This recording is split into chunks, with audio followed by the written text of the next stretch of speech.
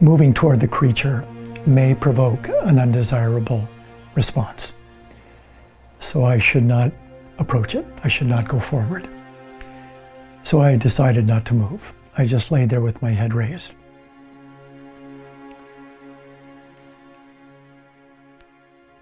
Quite soon after that panel, that huge glass panel appeared, and it descended, as I said, to the floor.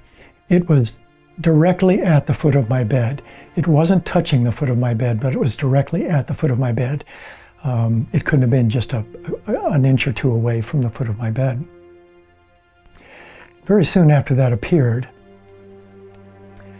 symbols and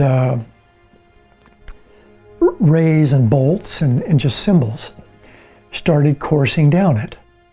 They started from the my upper left. It would have been to the right of the creature. It looked like a neon light tube, and it was lit blue, beautiful blue. And the panel was coming down from that. To the left of me, the border of the panel, or the edge of the panel to the left, looked the same. It looked like a neon light tube, but it was lit red. Those two, what appeared to be tubular structures from which this panel emanated,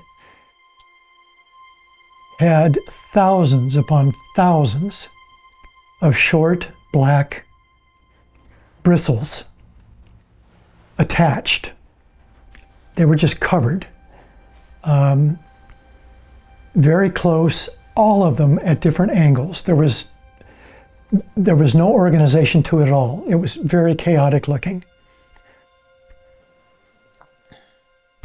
I do recall seeing that red border, that red neon tube.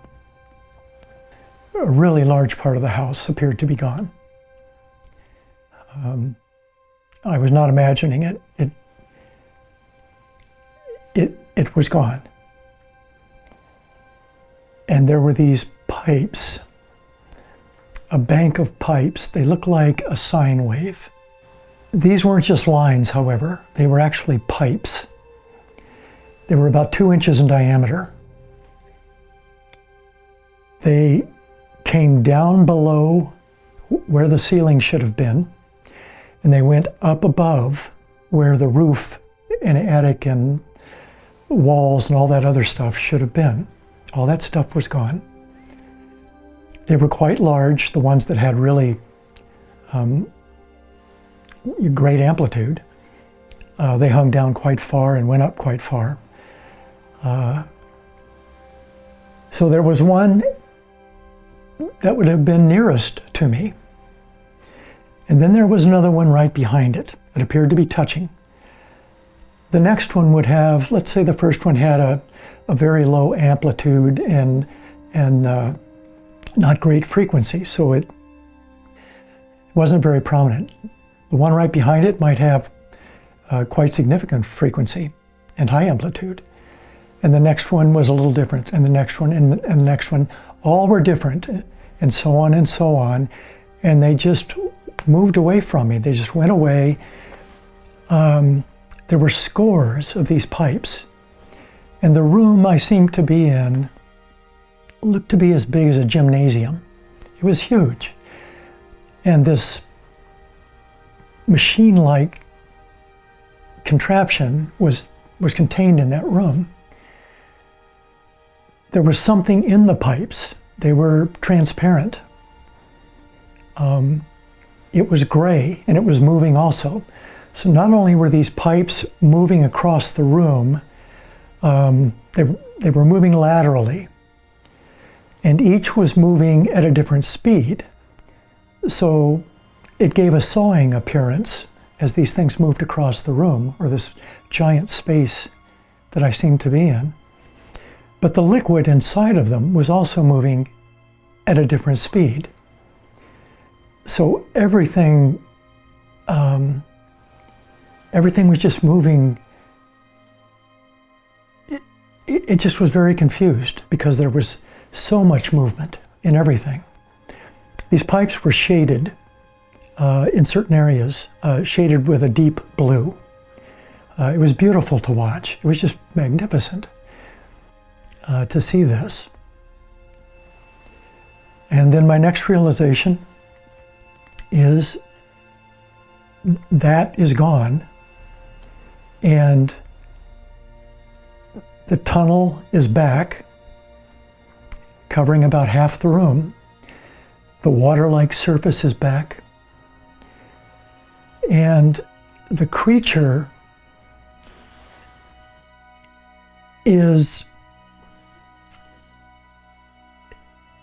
he is in his position where he's always been. He never moved, or it never moved.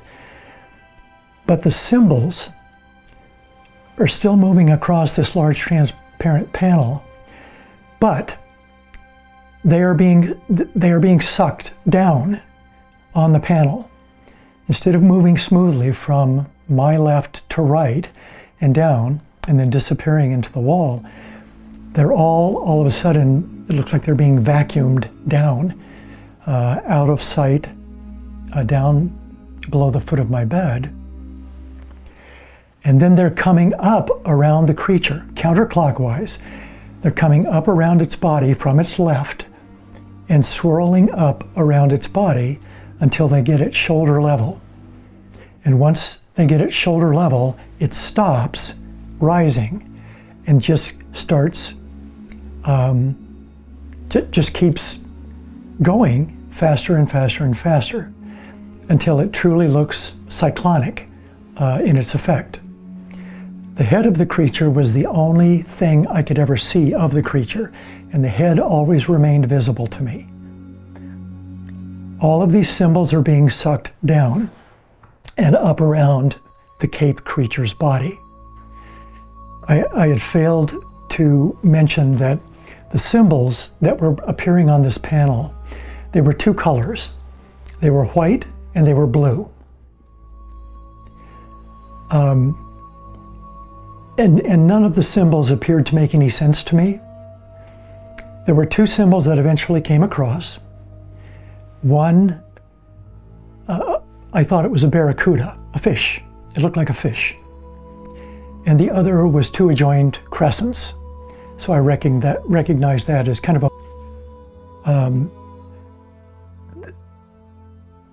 the panel also, even though it was flat, it looked like a sheet of glass. And I could tell that from the glare on its surface. All of the symbols that moved across it moved out and in as if they were transiting the surface of a drawn drape. So that first symbol that looked like a fish, it looked like a fish because it was very long, it appeared to have scales, and because it was moving out and in, it looked like it was swimming. And then the other symbol, that fish symbol, was about 2 feet long. The other symbol, the two crescents, that followed the fish by about 5 or 6 feet. Those two symbols seemed to transit the panel, disappear into the wall, and then reappear in the upper left corner again and come back through. They appeared to be on a loop among thousands of other symbols. So I am now aware that the creature is being surrounded by all of these symbols that are being sucked down off the panel's surface. They are swirling around the creature faster and faster and faster. The white symbols, as they swirl and cross or collide with another white symbol, they spark, they disintegrate and spark, and they throw off all of these very small little spheres of fire. It looked exactly like glitter, but it looked hot. It just looked white hot. The faster the swirling action became, the more these symbols collided and disintegrated, and the more glitter was produced. The blue symbols, I noticed in the swirling, when they collided, there was no sparking. Eventually, the creature was completely surrounded by a cocoon of this sparking light. When the sparks occurred, they shot upwards and then slowed to what I would call slow motion. They shot upward. I cannot describe how incredibly wonderful it was. It was just magnificent. At some point, the creature was off the floor. I did not see it rise. I only know that it was in the air, surrounded by this swirling cyclone of light. When that happened,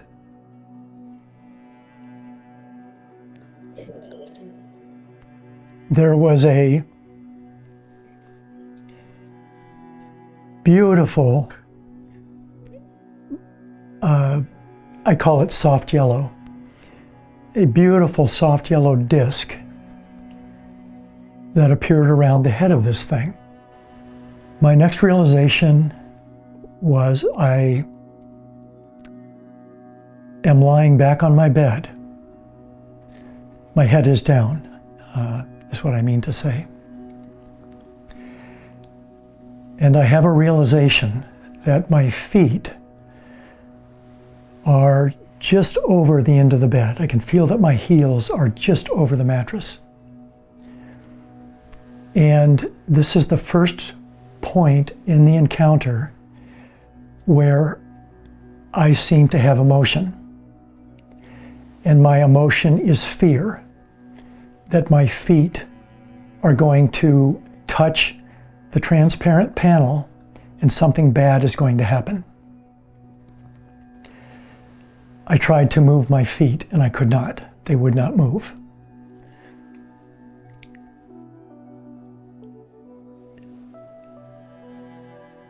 I tried again and they would not move. And it was at this point that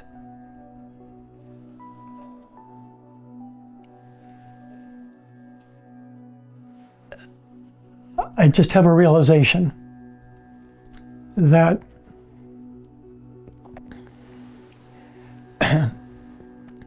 I can see my legs in the air, straight above me, and I am flailing frantically. I am terrified. And I am flailing just with my legs, and they are above me. I am kicking wildly.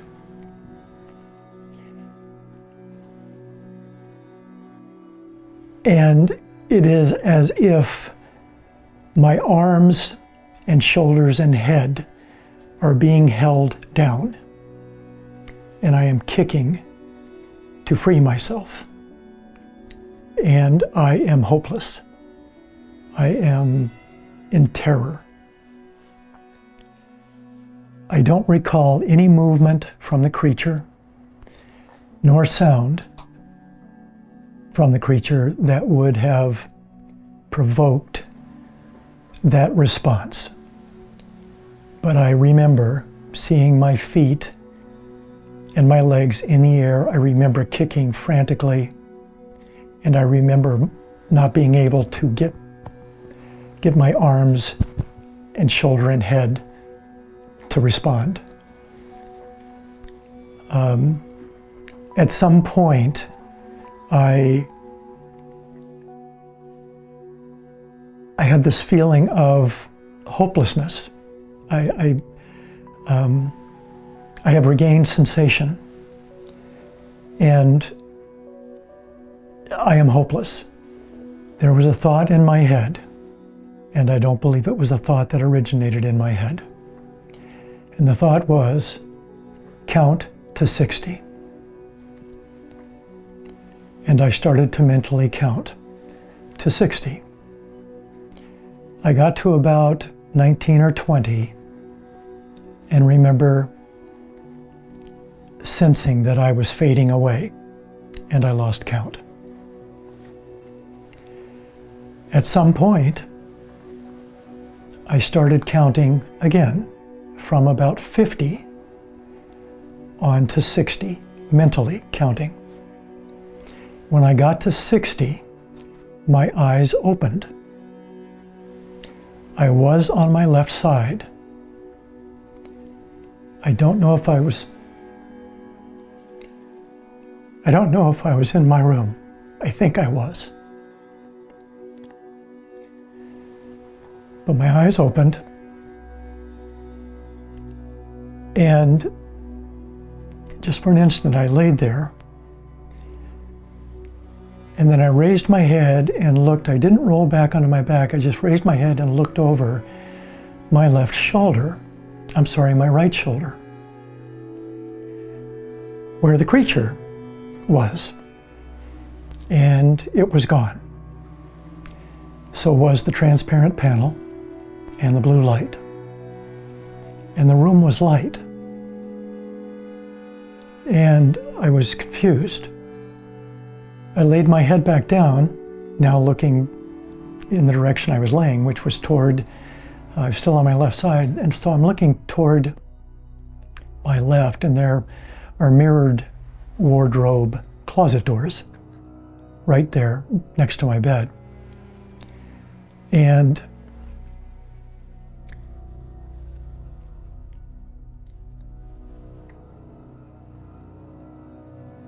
they were moving like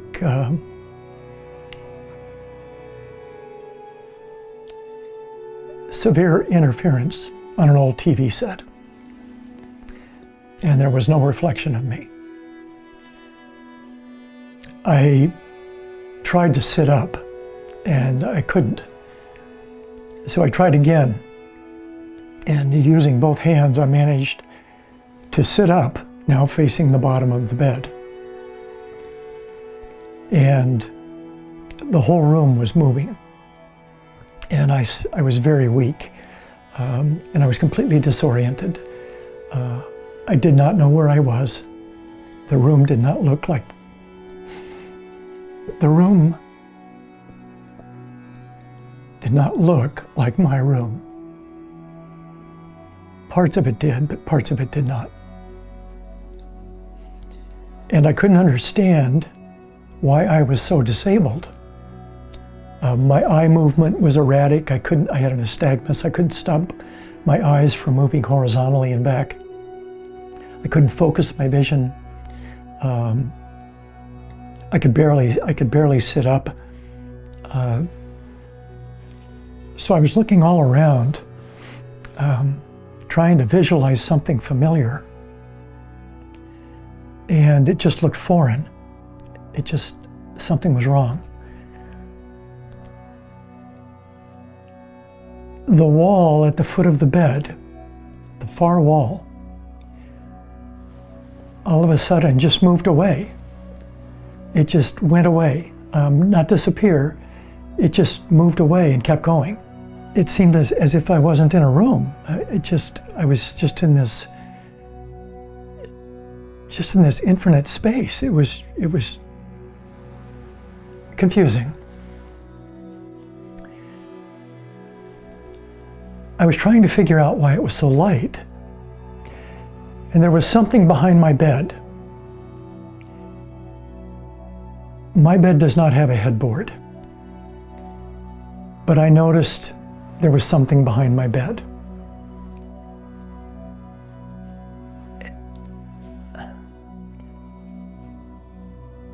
There was a window to my right, just past the end of the bed.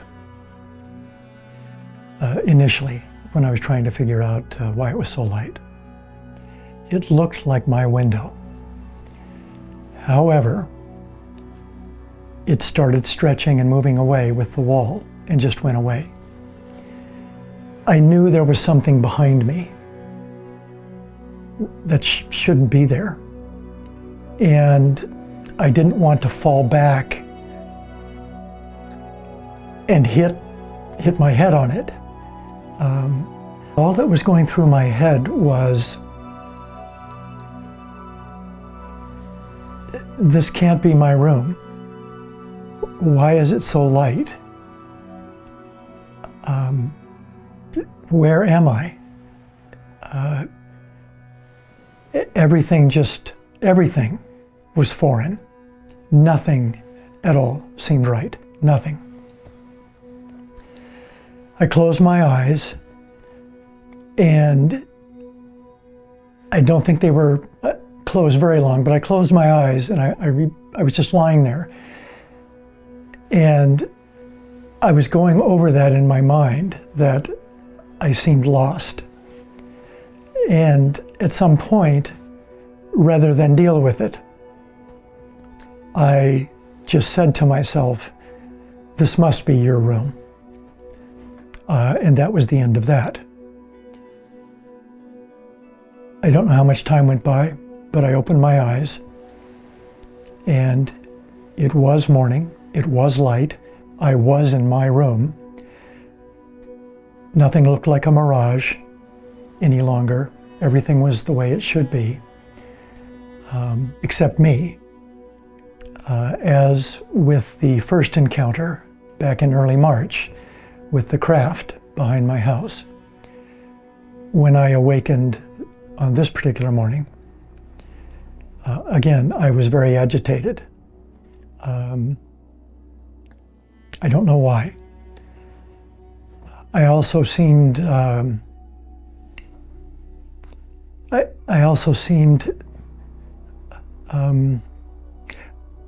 I seemed somewhat groggy.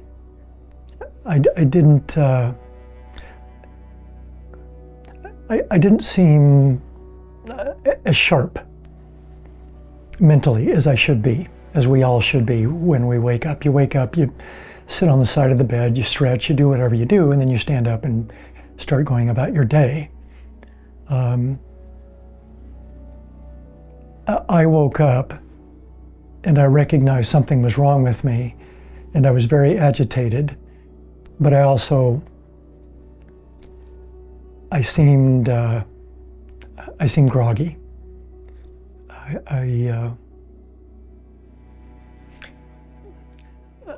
I've had a couple of surgeries, kind of like when you come out of a surgery or come out of an anesthetic.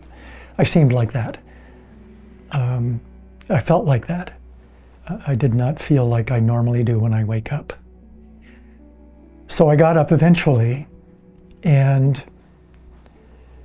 immediately started writing down as much of what I could remember about that night as I could. And then over time, more and more started coming back to me. And I kept writing everything down. And that's how that second encounter went.